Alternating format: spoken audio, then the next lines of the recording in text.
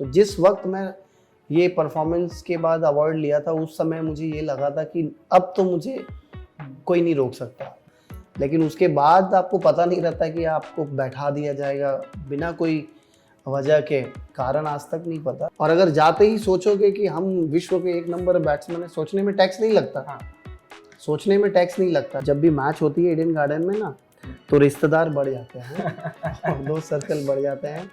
कभी किसी होटल में किसी को डरा दिया हम लोगों ने, मतलब रात को जैसे भूत बनकर, मतलब बेडशीट। ओह, बहुत सारे ऐसे प्लेयर्स हैं जो डरते थे। सबसे शैतान रहा है, मतलब आपके जब आप खेलते थे उस टाइम पे आप शैतान थे? मैं उतना नहीं था, मैं खेल पे ही ध्यान लगाता था। मुझे पता है कि चीफ मिनिस्टर हमारे लिए क्या करती है, क्योंकि इसके पहले वाले सरकार कभी स्पोर्ट्स पर्सन लोग को कभी भी सम्मान नहीं करते थे।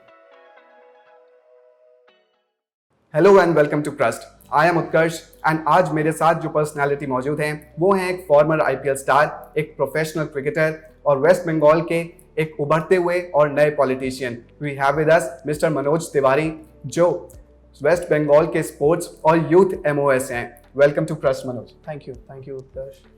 तो हाउ इज लाइफ गोइंग, कैसा चल रहा है सब कुछ? बिजी चल रहा है, बहुत बिजी चल रहा है। लाइफ थोड़ी एग्जॉस्टेड हो गई है जब से पॉलिटिक्स में आया हूँ, बट कूदा हूँ तो ऑल इन गया हूँ totally. So trying my level best to cope up with both the things, personal life and professional life. Okay, so मेरी आपसे एक छोटी सी नाराजगी है। क्या? वो ये है कि 2012 का जो आईपीएल फाइनल था, हाँ, उसमें सीएसके हमेशा से मेरी फेवरेट टीम रही है और 2012 के आईपीएल फाइनल में जिस तरह से आप आते ही लास्ट ओवर में 2 बाउंड्रीज लगाकर ट्रॉफी हमसे आपने छीन ली। तो सच बता रहा हूँ, बुरा मत मानना, उस टाइम आप मेरे फेवरेट प्लेयर बिल्कुल नहीं थे। हालांकि वैसे तो फेवरेट प्लेयर्स बहुत लोगों के लिए नहीं हूँ, लेकिन भगवान का कृपा था, आशीर्वाद था कि उस दिन मेरे बल्ले से 2 चौके निकले और वो तो अंत के समय पे लगे, लेकिन उसके पहले मेरा और शकीब का एक छोटा सा पार्टनरशिप हुआ लास्ट 2.5 ओवर्स का, जहाँ पे शकीब ने सेकंड लास्ट ओवर में एक चौका मारा था हिल्फन हाउस को। उसके बाद लास्ट 2 चौके मार पाया था, लेकिन शुरुआत जो बिस्ला ने और कैलिस ने दी थी वो भी बहुत महत्वपूर्ण थी मैच जीतने के लिए। और एक अच्छा साल था केकेआर के लिए, क्योंकि उसके पहले अगर आप देखो केकेआर ट्रॉफी नहीं जीती थी, तो वो पहली बार जीती और मेरे बल्ले से निकली और यहाँ के लोगों को बहुत अच्छा लगा और चेहरे पे खुशियाँ आई यहाँ के लोगों को। लेकिन चेन्नई के फैंस जितने भी सब नाराज हुए, और खासकर उन्हीं के होम ग्राउंड पर जहाँ 90% जो ऑडियंस थी वो चेन्नई की ही थी और वो बहुत डाई हार्ड फैंस होते हैं। तो मतलब वहाँ जाकर चेन्नई को हराना, it was a big deal for KKR. हाँ, बहुत बड़ा चैलेंज भी था, क्योंकि चेन्नई को हराना आसान नहीं था, क्योंकि वो अच्छा खेलते थे अपने होम ग्राउंड्स पे, और जिस तरह से एमएस कैप्टेंसी करते हैं अपने होम टर्फ पे, और जिस तरह की टीम थी उस समय चेन्नई को हराना बहुत ही मुश्किल था। लेकिन केकेआर ने कर दिखाया और केकेआर को पहली ट्रॉफी मिली, शाहरुख को जीत मिली। सारे प्लेयर बहुत अच्छे से सेलिब्रेट किए, मज़ा किए। तो आई थिंक दैट ये बहुत पुरानी बात है, 10 साल पुरानी बात है, पर फिर भी अगर आपको कुछ ध्यान आए तो उस टाइम जब आप डगआउट में बैठे थे, जब वो विकेट गिरा, आपको जाना था अगले बैट्समैन के रूप में, तो क्या आपके दिमाग में चल रहा था? आई एम श्योर कुछ नर्वसनेस, थोड़ी सी नर्व्स तो ज़रूर हुई होंगी। नहीं, उतना नर्वसनेस नहीं था टू बी ऑनेस्ट, क्योंकि उस समय जिस साल हम लोग जीते उस साल मैं इंडियन टीम में था, रेगुलरली टीम के साथ 15 जन में मैं सिलेक्ट होता था। तो उससे क्या हुआ था कि आत्मविश्वास जो है हमेशा कायम रहा था। तो हालांकि मैचेस ज़्यादा नहीं मिले मुझे इंडियन टीम में, 7 साल था मैं वहाँ पे, 13 मैच ही खेल पाया हूँ, 12 से 13 मैच।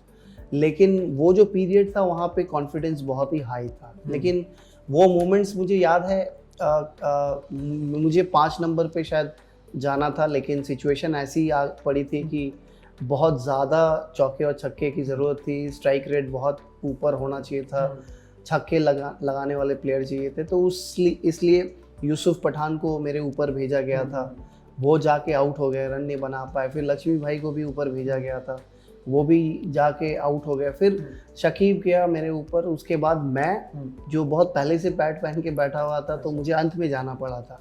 तो मैं इतना कॉन्फिडेंट था और मेरा और शकीब का अच्छा बॉन्डिंग हुआ था, क्योंकि मैं 4 साल केकेआर के लिए था और वो बांग्लादेश से आते हैं और मैं भी Bengali, I am proud Bengali.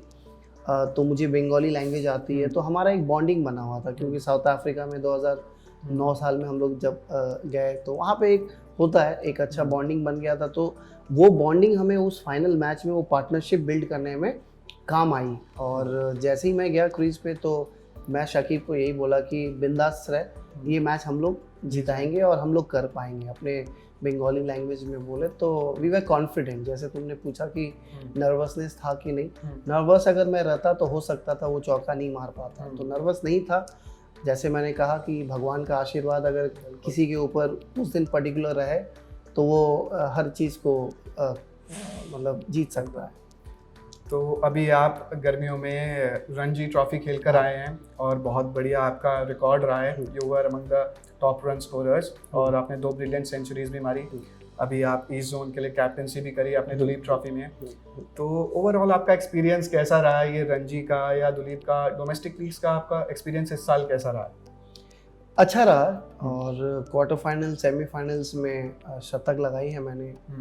और इस बार दिलीप ट्रॉफी ओल्ड फॉर्मेट जो था ईस्ट जोन के टीम्स को लेके एक टीम बनेगी। जैसे ईस्ट जोन में अपना उड़ीसा, आसाम, त्रिपुरा सब आते हैं, तो सारे प्लेयर्स को लेके एक टीम बनी थी, ईस्ट जोन रिप्रेजेंट किए दिलीप ट्रॉफी में। हालांकि बंगाल हम लोग सेमीफाइनल में हार गए मध्य प्रदेश के खिलाफ, लेकिन मेरा परफॉर्मेंस अच्छा था। क्वार्टर फाइनल में झारखंड के साथ शतक बनाई, 83 में आउट हो गया सेकेंड इनिंग्स में, फिर मध्य प्रदेश के साथ भी 100 से ऊपर बनाए, लेकिन क्वालिफाई नहीं कर पाए, जीत नहीं पाए, जिसके कारण फाइनल नहीं पहुंच पाए। जो हमारा अल्टीमेट एम है, और मेरा भी एम है कि जाते वक्त खेल छोड़ने से पहले बंगाल को रणजी ट्रॉफी जिता पाऊँ।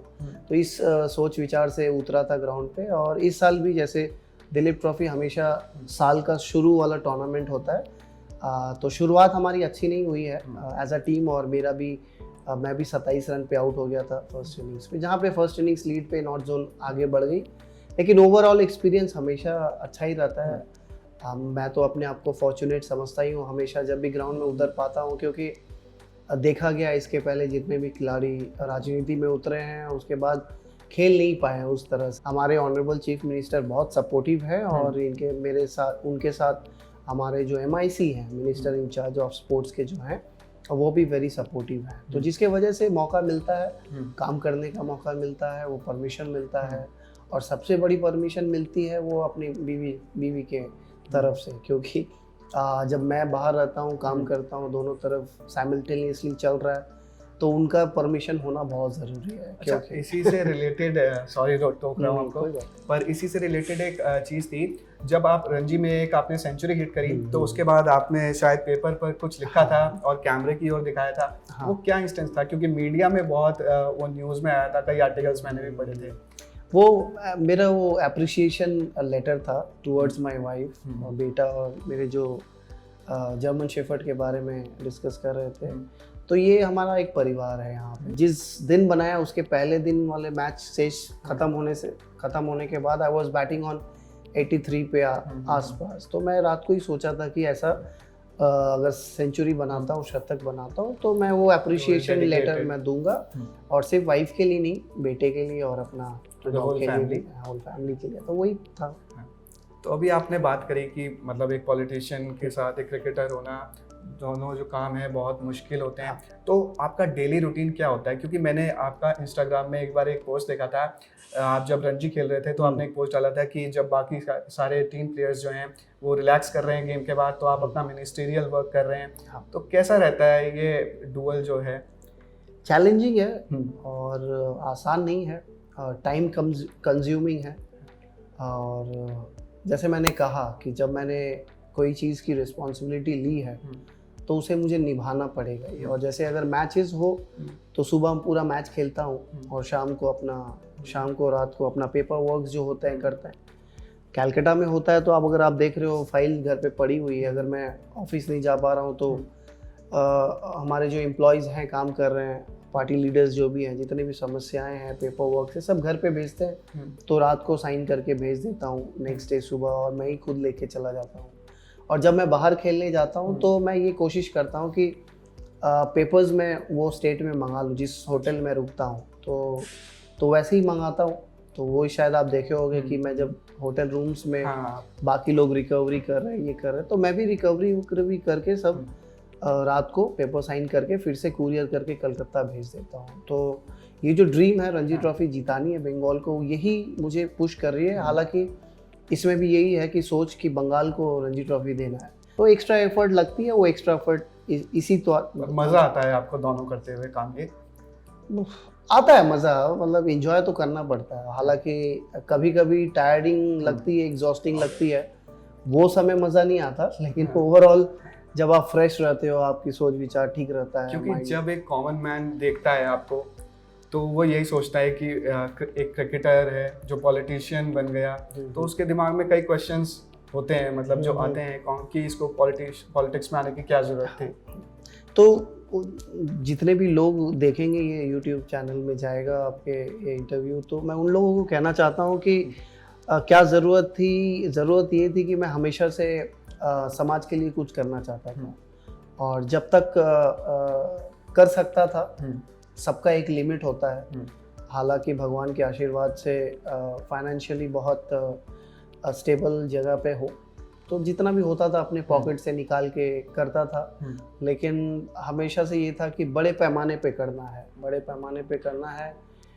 तो अगर बड़े पैमाने पे करना है तो आपको एक स्टेज प्लेटफॉर्म चाहिए जहाँ पे आप वो प्लेटफॉर्म स्टेज आप यूज़ करके आप बड़े पैमाने पे कर सकते हो। और मेरे साथ खेलते वक्त जितनी भी इनजस्टिसेस हुए हैं, मेरा जो भी क्रिकेट करियर जिसने भी फॉलो किया होगा वो सबको पता है कि जस्टिस नहीं हुआ है इसके साथ। मौका, एज फार एज मौका मिलने का अगर बात लगता हो है तो आपको कि ऐसा आपके साथ जस्टिस नहीं हुआ, कुछ ऐसा हाँ, छोटा मोटा? तो जब मैं भारत के लिए शतक बनाया था वेस्ट इंडीज़ के खिलाफ इंटरनेशनल मैच में चेन्नई में, तो मैन ऑफ द मैच मिला। उसके बाद 14 मैच मुझे बैठा दिया गया था प्लेइंग 11 से, और वो 14 मैच 6 महीने के अंतर्गत में हुआ था। तो वो डिफ़िकल्ट फेज़ था। उसके पहले जब भी मौका मिलता था तो सीरीज़ के लास्ट में मिलता था, और सही मतलब आइडियल सिचुएशन नहीं हुआ करता था। हालांकि ये पार्ट एंड पार्सल है, हर स्पोर्ट्समैन के करियर में ऐसा फेज़ आता है, बट मेरा थोड़ा अलग ही था। तो वो जो शतक बनाते हो ना जब आप देश के लिए, आप जब मैच ऑफ द मैच लेते हो, जब पता रहता है कि ये मैच देश के लिए जब आप जीते हो तो आपका योगदान बाकी प्लेयर से बहुत ज़्यादा है, तो वो एक आत्मविश्वास आपका उस लेवल पे ले जाता है। तो जिस वक्त मैं ये परफॉर्मेंस के बाद अवार्ड लिया था, उस समय मुझे ये लगा था कि अब तो मुझे कोई नहीं रोक सकता।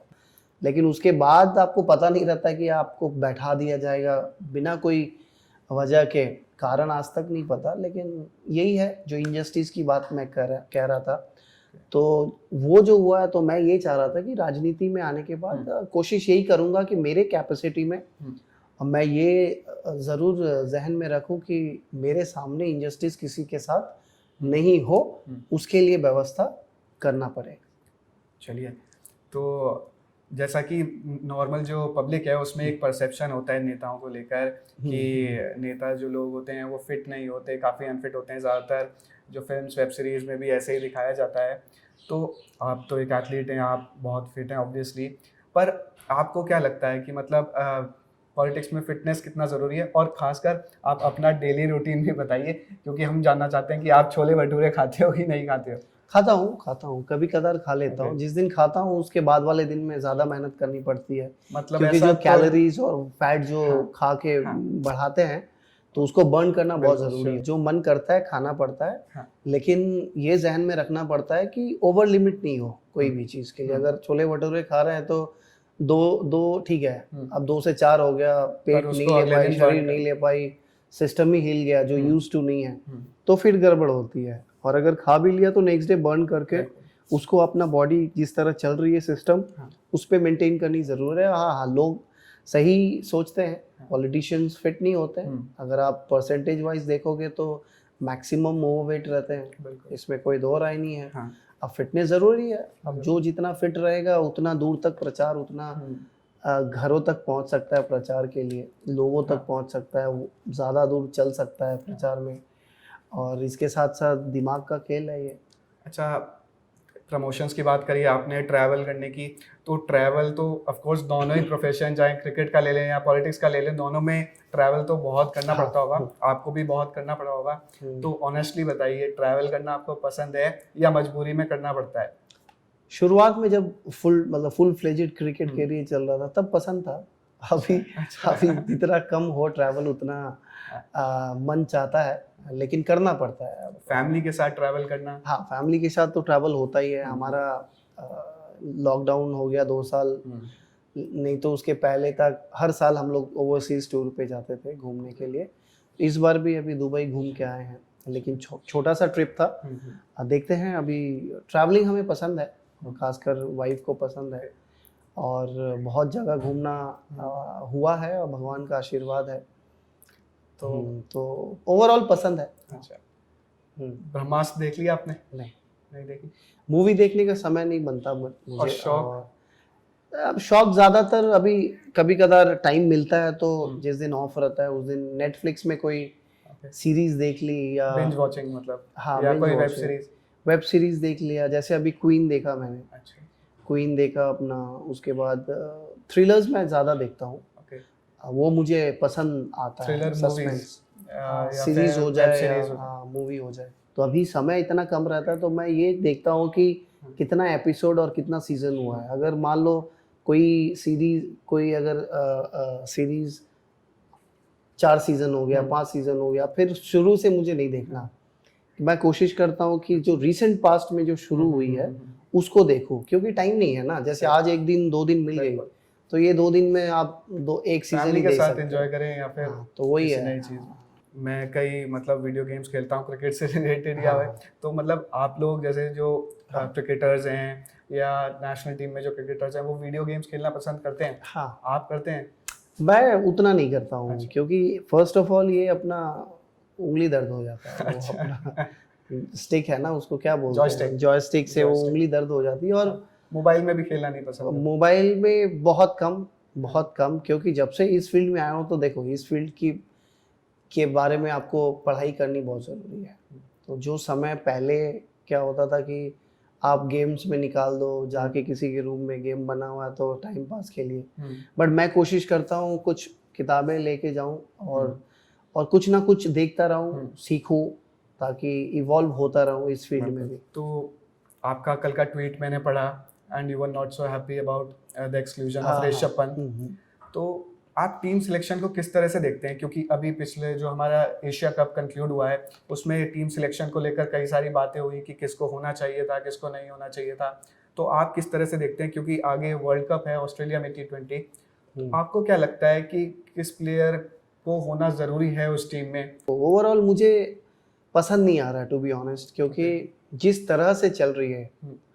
और ऋषभ पंत के बारे में मैं मैच के पहले ही बोला था कि अगर इंडिया को वर्ल्ड कप जीतना है तो ऋषभ को टीम में प्लेइंग 11 में होना चाहिए, और मजबूरन वो दिनेश कार्तिक के जगह पे ही होना चाहिए। और मेरा दिनेश के खिलाफ या किसी के खिलाफ कुछ नहीं है, जस्ट कि कौन बेटर प्लेयर मेरे नज़रिए में है, हाँ, तो उसको खेलना चाहिए। देखो, इंडियन टीम में अभी 4 से 5 प्लेयर्स हैं जो मैच विनर्स हैं। मैच विनर्स वो होते हैं जो कोई भी सिचुएशन से आपको सिंगल हैंडेडली मैच निकाल के जिता देता है। हमारे इंडियन टीम में रोहित, विराट, सूर्य कुमार, हार्दिक पांड्या, जसप्रीत बुमराह, आपके ये हो गए मैच विनर्स। इसके साथ है आपका ऋषभ पंत, ठीक है, 5 और 6। अगर आपके पास 11 प्लेयर्स में से 6 मैच विनर्स हैं तो आपको उसी को खिलाना है। आप किसी भी क्रिकेटर्स जो समझते हैं, क्रिकेट सही से समझते हैं, आप ऋषभ और कार्तिक दोनों में से बेटर कौन है, कौन कितने बार मैच जिताया है, कोई भी सिचुएशन से आप पूछ लोगे तो वो लोग हमेशा ऋषभ के बारे में बोलेंगे।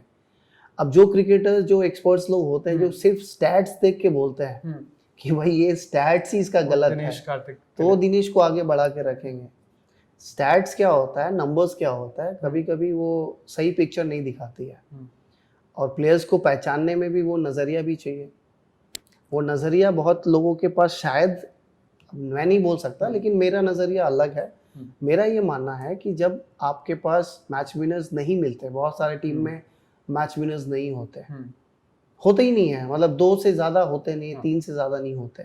लेकिन जब हमारे पास अवेलेबल है तो उसको यूटिलाइज क्यों नहीं कर रहे हो? और नहीं यूटिलाइज करने की वजह से कभी कभी देखोगे मेरे ट्वीट्स निकाल के मैच के पहले, और कभी कभी प्रेडिक्शंस जब भी मैं करता हूँ, कोई भी राय रखता हूँ, तो ज़्यादातर करेक्ट हो जाता है।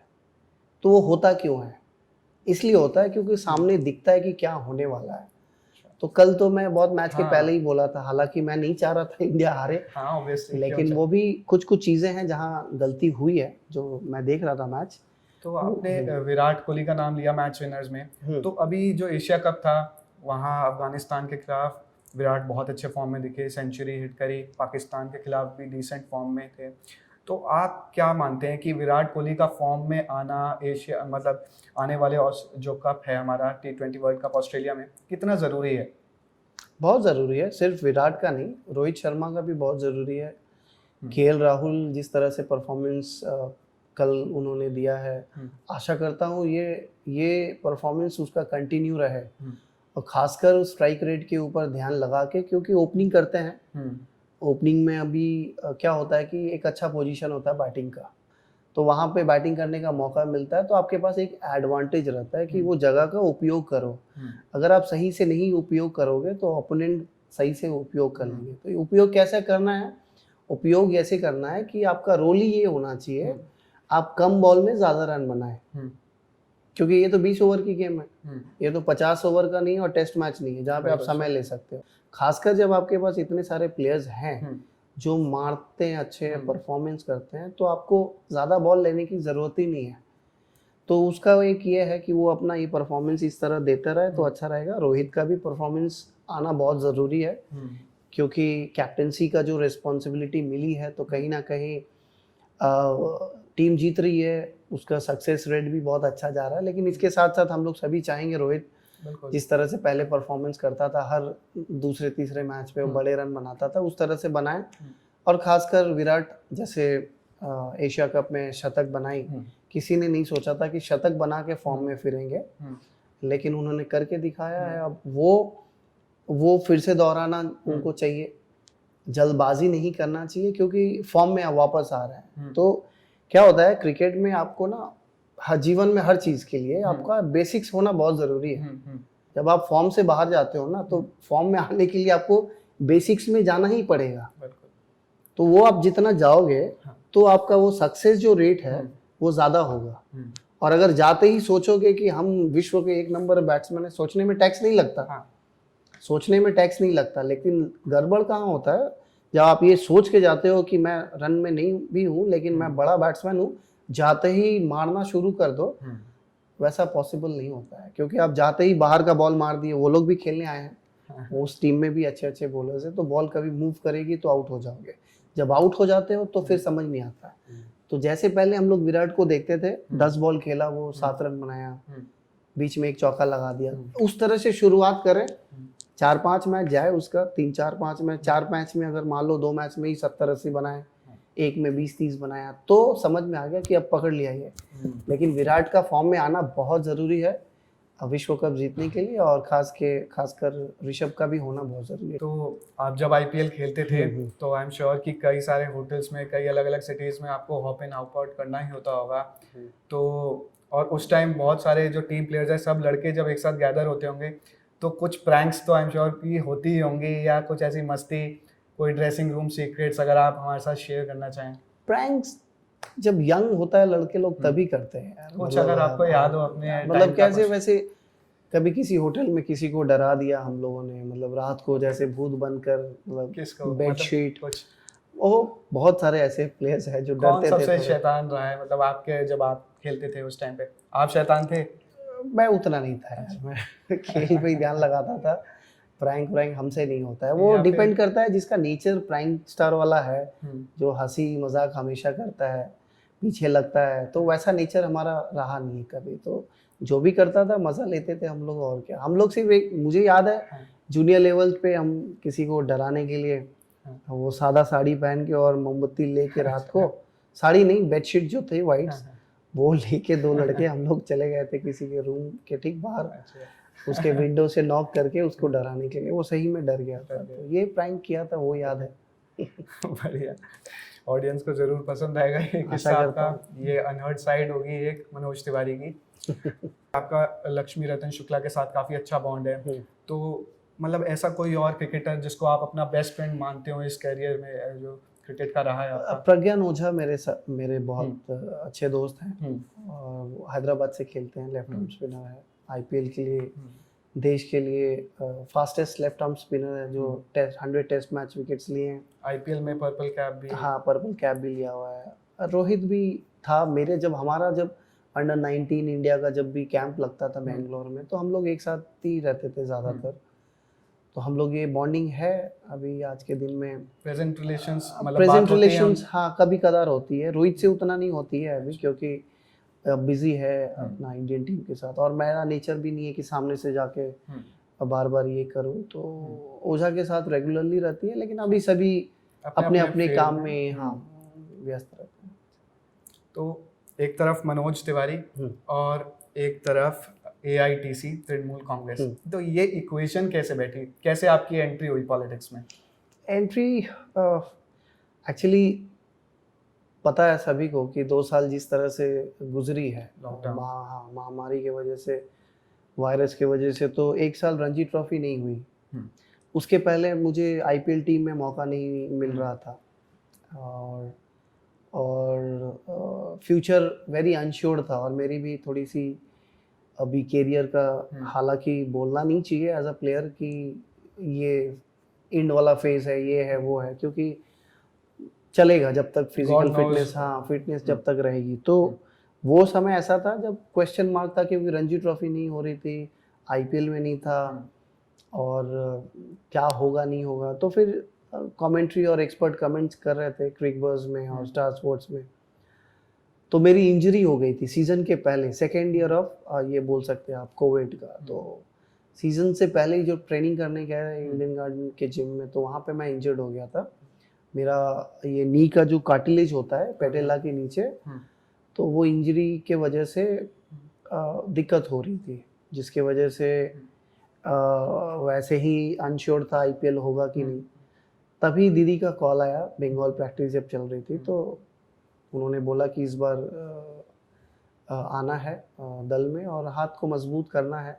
2019 साल में जब लोकसभा की इलेक्शन हुई थी तब भी मुझे बोली थी लड़ने के लिए, तो मैं उस समय मना कर दिया था। और इस बार जब उनका फ़ोन आया तो अब ऐसा समय पे आया जैसे मैंने कहा कि इंजरी हुई है, आईपीएल नहीं हो रहा है, रणजी ट्रॉफी होगी कि नहीं, तो ये सब भी दिमाग में चल रहा था। तब मैं बोला कि मुझे आना चाहिए।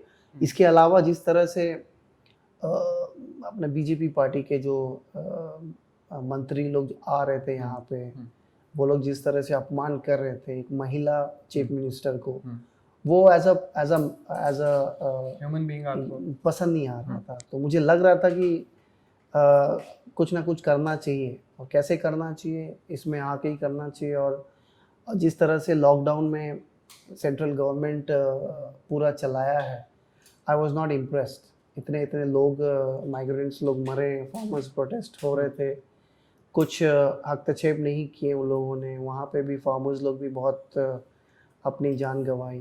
तो वहाँ पे वो केंद्रीय सरकार अगर चाहती तो बहुत जीवन बचा सकते थे।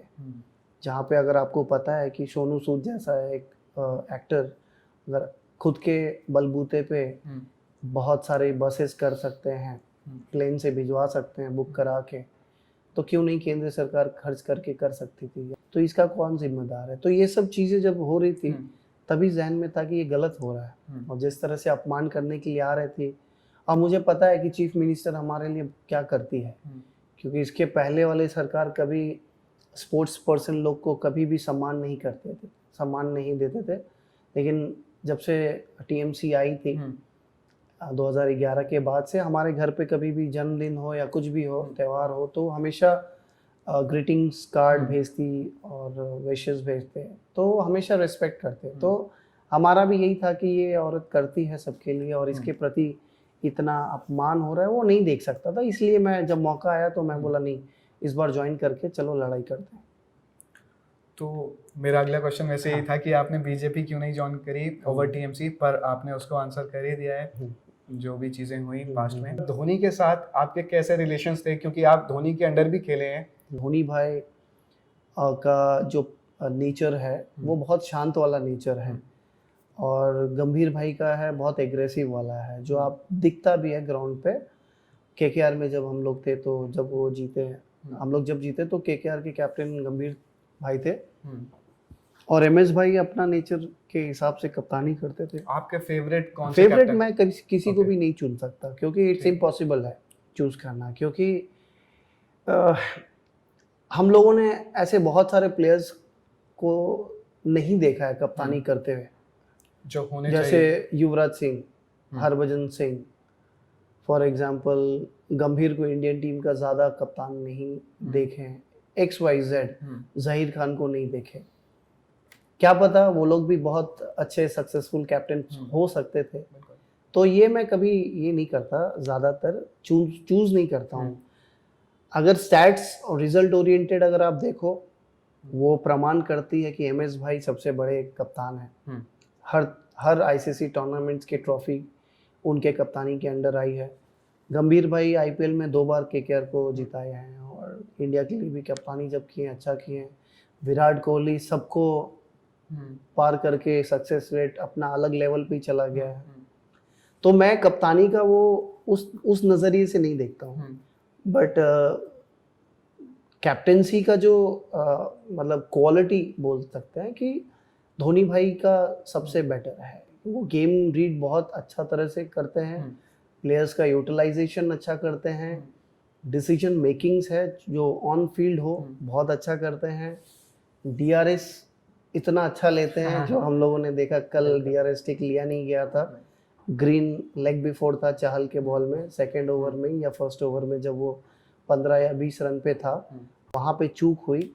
वो एमएस रहते तो चूक नहीं होते, क्योंकि बॉल सीधी लग रही थी। तो वो कीपर और बॉलर के ऊपर रहता है कि इसको डीआरएस लेना है। अब वही प्लेयर जाके 60 रन बना के चला गया। एनीवेज, तो ये सब क्वालिटीज़ हैं जो उनको एक बेहतर कप्तान बनाता है, और अलग अलग पर्सनालिटी अलग अलग कप्तान दर्शाता है। ठीक है। तो जब आप पॉलिटिक्स में उतरे और जब जीत गए, तो आपका क्या रिएक्शन था? साथ में फैमिली मेंबर्स का क्या रिएक्शन था पहला जब जीते आप, रिजल्ट्स आए सामने? सभी खुश थे, और ये नेचुरल चीज़ है। सभी इंजॉय किए, खासकर परिवार के सदस्य।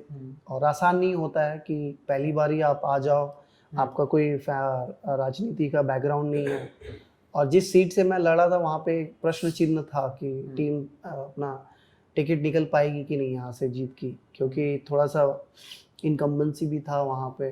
तो बहुत खुश हुए, और लोग ने बहुत प्यार दिया, आशीर्वाद दिया, वोट्स उन लोगों ने बहुत दी। 32,000 से जीता हूँ, और एक्सपेक्टेशन भी बहुत है उन लोगों के, और इसीलिए भाग दौड़ करना पड़ता है रेगुलरली, क्योंकि जो आशा रख के उन्होंने वोट किया है, मुझे उन लोगों के लिए काम करना है। इसीलिए मैं फाइल्स अगर बाहर भी जाता हूँ खेलने के लिए तो मैं मंगा लेता हूँ, ताकि ये लोग को ज़्यादा देर वेट ना कराऊँ। ठीक है। तो अब आप स्पोर्ट्स मिनिस्टर भी हैं, और साथ में अब क्रिकेटर तो हैं ही आप। तो मतलब ऐसा कभी होता है कि फैमिली में या रिलेटिव्स में कोई बोलता है, फ्रेंड्स वगैरह, कि भाई अब मिनिस्टर हो गया है, थोड़े टिकट्स वगैरह दिलवा दे? वो तो बोलते रहते हैं, वो तो मिनिस्टर नहीं भी बना था तब से ही बोलते थे, क्योंकि ये प्रेशर रहता है हमेशा। जो जब भी मैच होती है ईडन गार्डन में ना, तो रिश्तेदार बढ़ जाते हैं और दोस्त सर्कल बढ़ जाते हैं। आइए हम लोग सभी समझ सकते हैं, क्योंकि अगर आप किसी से एक बार भी मिलो अपने जीवन में, तो कहीं ना कहीं उनको ये लगता है अब आप कैसे मिलते हो। तो मैं ये हमेशा कोशिश करता हूँ कि अच्छे से मिलूँ सबसे, जिसके वजह से ये जो डिमांड्स है ना वो बढ़ते हैं। तो मैं समझ सकता हूँ, क्योंकि करना पड़ता है, ये करना पड़ता है, एक्स्ट्रा करना पड़ता है, लेकिन करना पड़ता है, और जितना लिमिटेशन होता है। हालांकि मेरे ऊपर भी MIC हैं जिनके पास ज़्यादा रहते हैं, और हमारा जितना भी कोटा में रहता है, तो कोशिश करते हैं वो जितने करीबी लोग हैं और जो जानते हैं सही से, और जो अच्छे मन के हैं उनको देना पसंद करता हूँ टिकट्स। बहुत अच्छा लगा आपसे बात करके। हमारी ऑडियंस को देखकर अगर आप कह सकें कि हमारा जो चैनल है, यूट्यूब चैनल, उसको सब्सक्राइब करने के लिए अगर आप हमें कहें। ज़रूर, अच्छा लगा मुझे उत्कर्ष से बात करके, और इनकी जो चैनल है, आप ट्रस्ट यूट्यूब क्रस्ट यूट्यूब जो चैनल है, आप लोग जाएं, इंटरव्यू देखें, सब्सक्राइब करें। देखने के बाद उभरते हुए चैनल है ये, अभी नई शुरुआत हो रही है। पॉलिटिकल एंड सेलिब्रिटी इंटरव्यूज अब आने वाले समय पे आप बहुत देखोगे। और सब्सक्राइबर कम देख के सब्सक्राइब करना ना करना ये डिसीजन नहीं लेना, करना ज़रूर, क्योंकि जब भी कोई नया बंदा कुछ करना चाहता है ना, तो हमेशा सपोर्ट देना बहुत ज़रूरी है, इनकरेज करना ज़रूरी है। वो इनकरेज आप मतलब सब्सक्राइब करके ही कर सकते हो। और मेरा बेस्ट विशेस है तुम्हारा, आने वाले समय पे मैं भी देखूंगा और खुद का इंटरव्यू देखूंगा किस तरह आया और लोगों ने कितना गालियां दी। और आई एम श्योर बहुत लोग खुश होंगे, नहीं, बहुत लोग कमेंट्स करेंगे। नहीं, पॉलिटिकल इंटरव्यूज और ये क्रिकेट वाली गई है, क्रिकेट वाले पसंद करेंगे शायद, पॉलिटिकल वाले हमारे जो विरोधी हैं, हमारे जो दूसरे पार्टी के हैं, वो लोग कमेंट अच्छा करके भेजेंगे, मुझे पता है। ठीक है, तो चलिए, बहुत बढ़िया ठीक लगा। है।